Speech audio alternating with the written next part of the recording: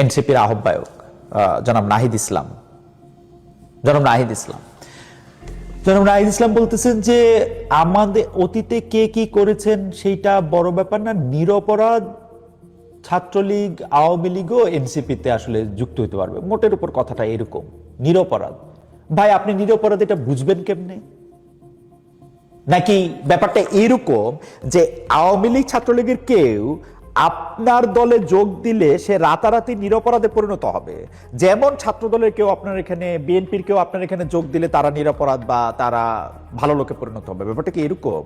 আপনি কি একটা সাংঘাতিক রকমের একটা টানেল, যে টানেলের মধ্যে একবার ঢুকলে, মানে আমি ঢুকলাম খারাপ লোক হয়ে, বাইর হলাম হচ্ছে একটা ভালো লোক হয়ে, নাকি আমি মানে আপনি এরকম একটা ওয়াশিং মেশিন, এরকম একটা মানে কি বলবো আমি, এরকম একটা লোক আপনি, যে লোক হচ্ছে খারাপকে ভালো করে দিতে পারেন, খারাপকে বদলাই দিতে পারেন ভালোতে?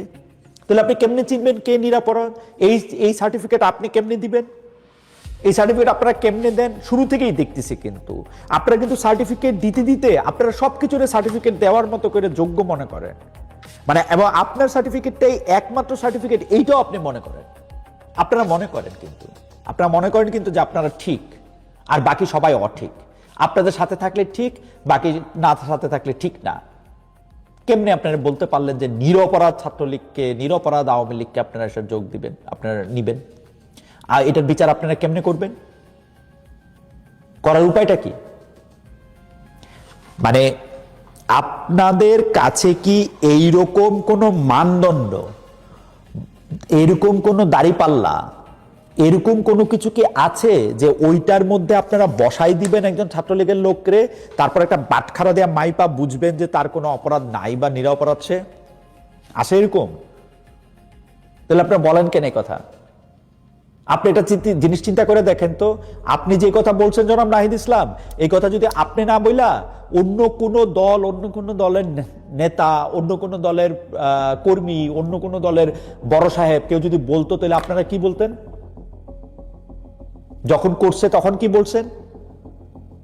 আপনারা বলেন নাই যে এই বিএনপিতে এই আওয়ামী লীগের লোকজন সব একসাথে যাচ্ছে, আওয়ামী লীগের লোকজনরা সব বিএনপিতে যোগ দিচ্ছে, বিভিন্ন জায়গায় আপনাদের কাছে খবর আসে, বিভিন্ন জায়গায় বলেন নাই। এখন আপনাদের দলে যোগ দিলে নিরপরাধ হয়ে যাবে, বা নিরপরাধ আওয়ামী লীগ হলে আপনাদের এখানে যোগ দিতে পারবে, তাই না?